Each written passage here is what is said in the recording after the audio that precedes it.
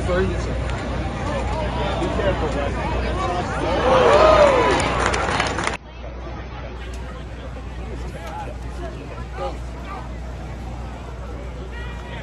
Yeah, I like that sound. I like that sound.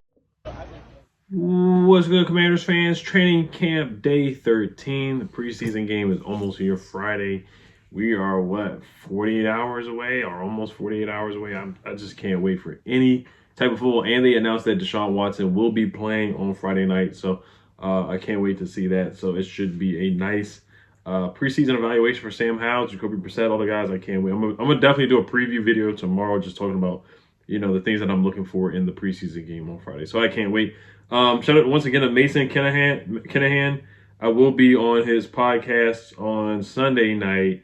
It is it's the KUWTC pod, Keeping Up with the Commanders podcast. So make sure you guys check him out on YouTube and wherever you guys get a podcast. Also the video that was put up from Red Zone in the Lab. Shout out to him too for putting up some clips. So the clips that Mason put up was a Sam Howell had a nice pass to De'Ami Brown. I'm gonna put that in the video.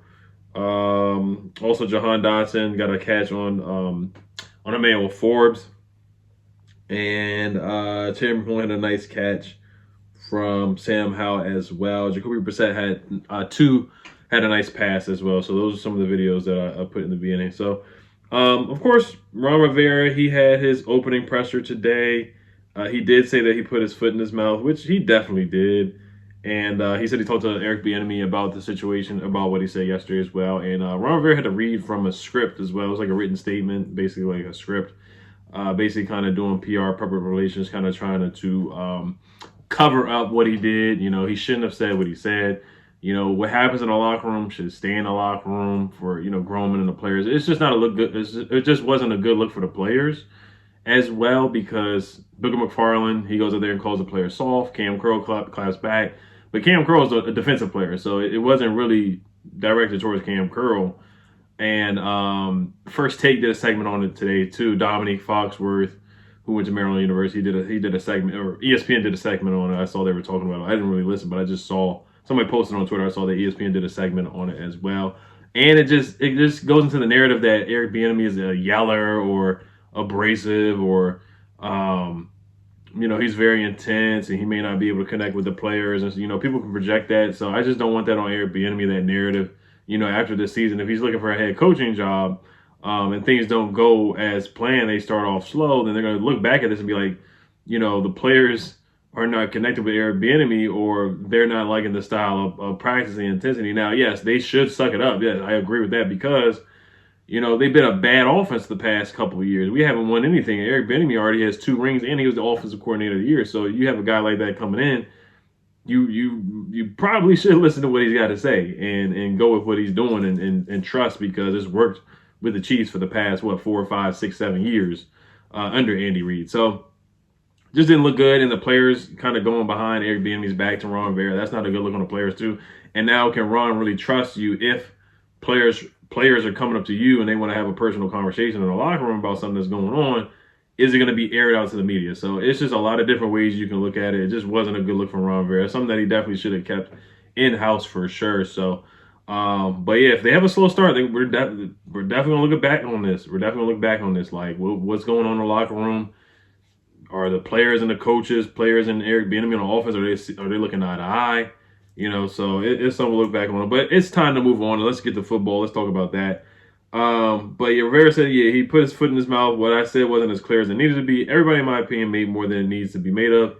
The results are what you look for on the field. The last couple of days have been outstanding. He said that he met with Eric Bieniemy. He said of the comp to Del Rio, I was just trying to convey we all have our own ways of doing things. Neither one is better than the other. I had Buddy Ryan riding me for 2 years and Ditka riding me for 9. Their approach is different than mine. So yeah, that's the old school football. That's the old school approach that Eric Bieniemy has, and that Ron Rivera's been through back in the 80s. You had some very tough coaches, and even today there's still tough coaches. So, but players are different today. They just are. Young men are different today, and some people want to be talked to a certain way. So I'll just leave it at that. All right, let's get to the play-by-play here. Some of the practice they went hard for like a little bit from what I heard, and then they kind of weren't as intense towards the end. I guess since it's getting closer to game day, And I think tomorrow's a travel day, so they won't be practicing. But I will, like I said, I'll be making a preview video. But from what I heard, Sam Howell had a good day, man. Zach Selby says, nice throw and catch from Sam Howell to Jahan Dotson, who found a soft spot in the zone coverage. He and Howell have developed a strong connection through camp. Zach Selby also says Sam Howell is stacking together some really good days. Just had a strong series to open up practice with completions to Jahan Dotson and Cole Turner. So Jahan Dotson should have a breakout season. I thought he broke out last year. I thought he had a good season, but we know he can do even more. Where I think he's capable of having a 1,000-yard season. And then Cole Turner just had a lot of injuries, didn't play much, so he definitely is a breakout candidate to me in my eyes. Especially with Logan Thomas, you just don't know what's going to happen with him and being healthy. So. And Cole Turner wasn't the healthiest last year either, but he has a lot of potential. He played receiver, can run routes, good hands, catch radius, has the bounce, has the hop. So Cole Turner's a talented player, man. He's got to stay healthy. Mason says Jake Fromm with a nice downfield pass to Zion Bowens. I like Zion Bowens. This is somebody to look for in the game, probably the third game or in the second half against the Browns on Friday. Sam Howell with a nice pass to De'Ami Brown. Chris Paul starts with the ones in 11-11. That was from Red Zone in the Lab, so keep an eye on that battle. Like, is Sadiq Charles going to play on Friday? We'll see. Who knows? Who knows with Sadiq? And Chris Paul, he can run away with the starting left guard spot. If Sadiq's not ready to play, then Chris Paul can definitely take that spot for sure. Red Zone in the lab said Jacoby Brissett had back-to-back good throws. He had 2 good throws in a row. Red Zone in the lab also says Emil Forbes having some problems with Jahan Dotson. JDR talking him up. So, Jahan Dotson's a good receiver, and Emil Forbes has had a good camp so far. So Jahan's going to get the better of guys. He's just that good. Our wide receiver room is really good. So, Emil Forbes struggling with Jahan, I don't have a problem with it at all. I'm not concerned. Red Zone in the lab says De'Ami Brown with another catch today. He counts 5 catches for De'Ami Brown so far. Terry Malone had a really nice catch over, I want to say that was Derek Forrest, but that's in the video. I showed that to you guys earlier. Jake Fromm had a 40-yard pass, according to Red Zone in the lab. And then the Red Zone in the lab also says Sam Howell's throwing to his left a lot today. So I like Sam Howell on the move a lot. I really do. Punt return series. Allen was first. Casimir Allen was first with the punt returning series. Kyrick McGowan second. Dax had his helmet in the hand and not catching punts on 1 rep. And Mason said Commanders going through a 20-minute very light 11 versus 11 to finish off the day in practice. So they weren't going too hard today. Maybe in the beginning they were going hard, but at the end they weren't. So, and Red Zone in the lab also said punt returners today were Jahan Dotson, Dax Milne. Kick returners were Casimir Allen, Chris Rodriguez as a kick returner. That's interesting. Antonio Gibson, Kyrick McGowan as well, and Jarrett Patterson. Milne is going to get first reps Friday for sure. That's what Red Zone in the lab says. So I'm not surprised. I think Dax Milne is going to make the roster. He just doesn't muff punts. He doesn't make mistakes. And Ron Rivera doesn't want guys out there muffing punts. Just, we don't want to see Steven Sims. What happened with that again? So Dax Milne, he's not going to make anybody miss, but he's not gonna muff punts. That's one thing I'll say. Serge the Shooter says Chris Rodriguez has been showing good vision every week inside, way quicker than I thought he was also. So Chris Rodriguez is a guy to look out in preseason football as well. Serge the Shooter also said a lot of looks for Casimir Allen today. Short yardage stuff with opportunity for Yak.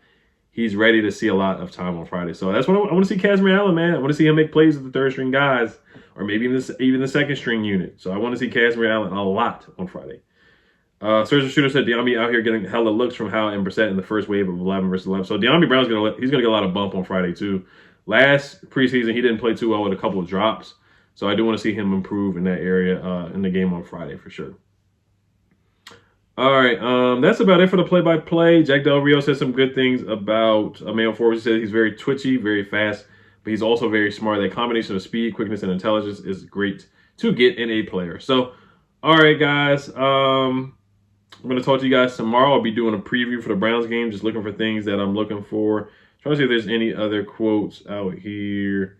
But yeah, basically Sam Howell has stacked up a couple good days the last couple days, so that's good to hear. I'm intrigued to see how he plays against the Browns. We'll see if Myles Garrett plays, some of the other guys play, and Deshaun Watson will be playing. So I'm intrigued to see how they look on Friday. All right, you guys. Hello, Commanders. Peace.